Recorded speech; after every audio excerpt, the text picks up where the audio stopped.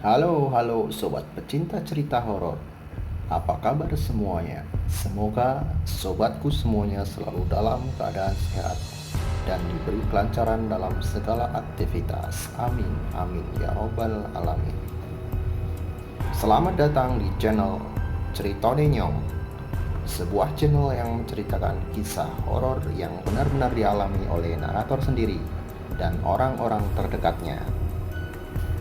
Sebelum kita lanjut ke cerita horor kali ini, alangkah baiknya sobatku semuanya subscribe, like, dan komen untuk membantu memajukan channel ini sehingga bisa bermanfaat untuk kita semuanya. Jangan lupa klik loncengnya ya. Dalam perfilman horor Indonesia banyak yang menceritakan ada gangguan hantu di sekolah, bisa dibilang hantu sekolah. Kisah ini bermula sekitar tahun 2007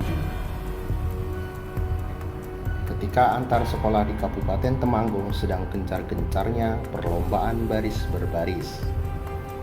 Saat itu posisi si Tama, narator, adalah sebagai salah satu pelatih pasukan inti baris berbaris di sekolahnya. Pada saat itu, setiap hari siswa yang terpilih menjadi pasukan inti wajib mengikuti pelatihan tanpa terkecuali.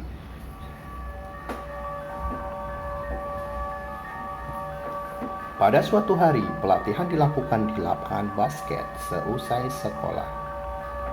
Para pelatih dan pasukan ini bersiap-siap melakukan pelatihan suatu formasi gerakan baru untuk dijadikan sebagai andalan gerakan variasi dengan kondisi yang berat di lapangan basket panas yang biasa kita sebut sebagai ladang pembantaian.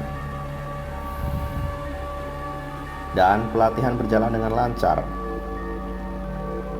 Pada saat istirahat di waktu asar, semuanya bersiap-siap melaksanakan ibadah.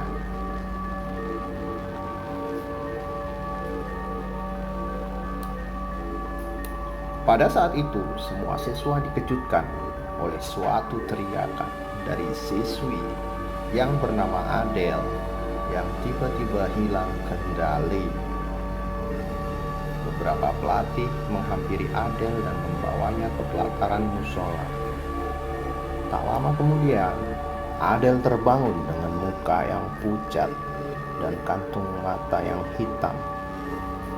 Matanya melotot seolah-olah memendam dendam kepada kawan-kawannya.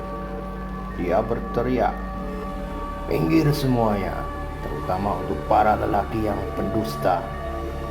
Akhirnya beberapa pelatih dan peserta diam-diam memegang si Adele, tetapi tenaganya begitu kuat sehingga membuat beberapa siswa terpental. Dengan bantuan seorang pelatih yang paham dengan hal yang demikian, kami berenam disuruh berpegangan tangan dan dibacakan doa oleh pelatih yang bernama Mas Andi.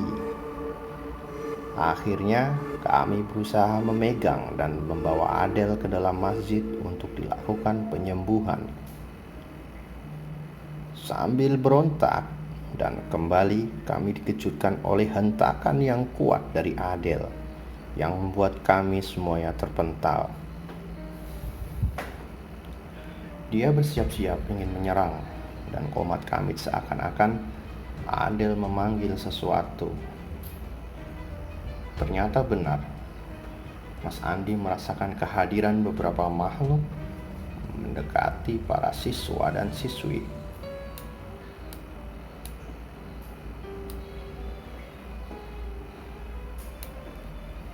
Dan satu persatu pun siswa-siswi berjatuhan, bertingkah aneh. Ada yang menangis, ada yang berteriak, bergaya seperti macan. Sehingga Mas Andi memanggil kawannya dan melakukan pertarungan dengan makhluk-makhluk itu. Beberapa siswa bisa ditangani, hanya satu saja yang begitu sulit, yaitu siswa yang menangis. Ternyata dari terawangan Mas Andi, sosok itu adalah sosok raksasa dengan tubuh tinggi, hampir setinggi gedung sekolah dan berwarna hitam legam.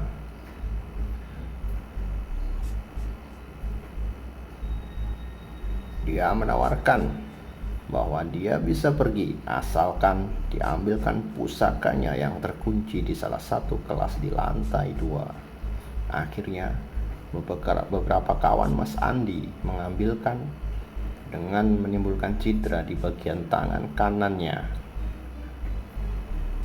Setelah berhasil, akhirnya sosok itu pun pergi.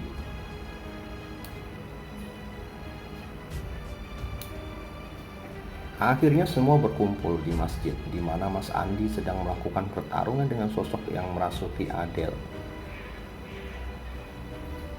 Dan semua bisa terkendali dengan membacakan beberapa doa yang disarankan oleh Mas Andi, sehingga Adele berteriak kepanasan, tetapi sosok itu tidak mau keluar juga. Akhirnya dilakukan tanya jawab dengan baik-baik. Ternyata sosok yang merasuki Adele itu adalah sosok yang mengaku sebagai salah satu siswi yang pernah bunuh diri di toilet sebelah laboratorium biologi karena masalah percintaan.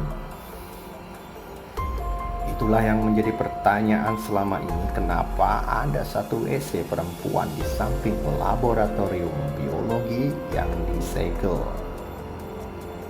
Setelah diberi penjelasan dan ditenangkan, sosok itu akhirnya mau keluar, tetapi dengan syarat dia meminta bunga mawar yang dicampur dengan air untuk dimakannya. Dan kami pun memberi apa yang dia minta. Perlahan-lahan tubuh Adele lemas dan pingsan.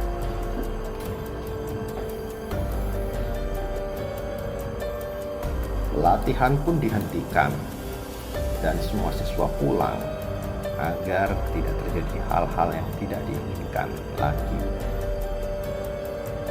Saya sendiri sebut saja Tama menyembunyikan sesuatu dari kejadian tersebut, yaitu jika si Tama ini membantu proses pengeluaran sosok yang merasuki Adele, dia merasakan tangan kanannya menjadi begitu berat, seakan-akan ada yang membebani. Selain itu, si Tama merasakan ketika detik-detik keluarnya sosok dari Adele, dia memandang Tama dan tersenyum genit yang membuat Tama merinding. Dalam perjalanan pulang, si Tama merasa tangannya semakin sakit dan tubuhnya serasa demam. Hujan pun turun dan Tama bergegas menuju ke kos. Kebetulan dia di situ kos di salah satu rumah orang kaya, sekaligus membantu mengurus anaknya yang masih kelas 3 SD. Sesampai di rumahnya atau kos-kosannya, ternyata sangat gelap. Belum ada pemilik rumah dan anaknya datang. Ketika dia masuk ke rumah dan menghidupkan lampu, tiba-tiba sosok bayangan hitam lewat dan berlari menuju ke lantai atas. Secara otomatis Tama mengejarnya, dan setelah dicari-cari ternyata tidak ada siapapun di sana. Tetapi ada bau yang begitu wangi tercium di tempat tersebut.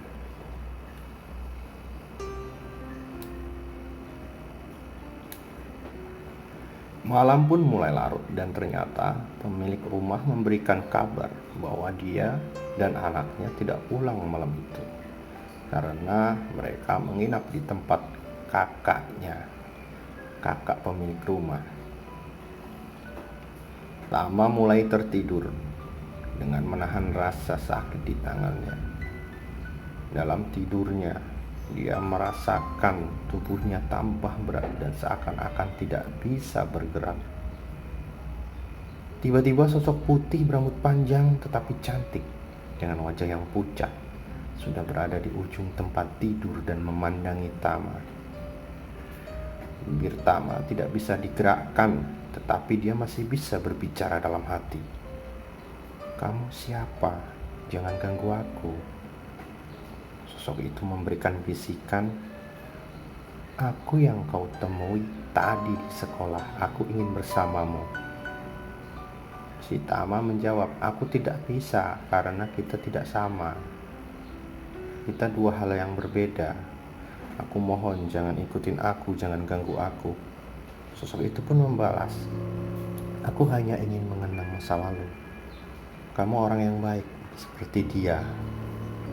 Dan tiba-tiba sosok itu mendekat dan seakan-akan ingin memegang muka Tama.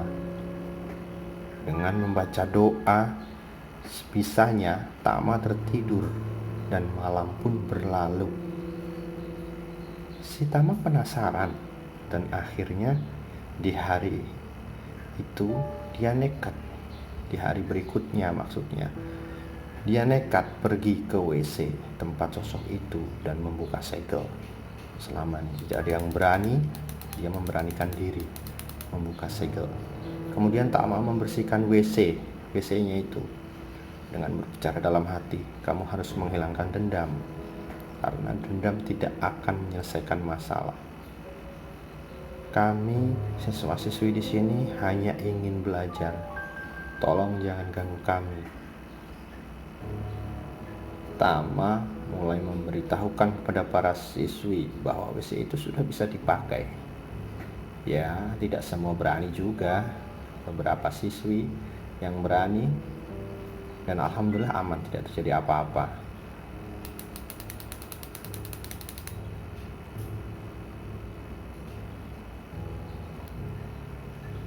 Itulah sepenggal kisah yang pernah dialami si Tama, sobat-sobatku.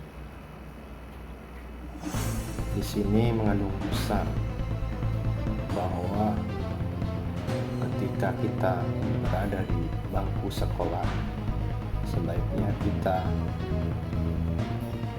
sesuai dengan tujuan sekolah itu apa, yaitu kita belajar dan belajar. Jangan terlalu terikat dengan perhubungan percintaan yang akhirnya bisa membuat siswa atau siswi nekat seperti dalam cerita ini. Jangan pernah berpikir pendek, masa depan kita masih panjang. Demikian sobat pecinta cerita horor. Semoga kesuksesan dan kebahagiaan selalu dicapai dalam hidup ini. Amin amin ya robbal alamin. Selalu semangat, Horas.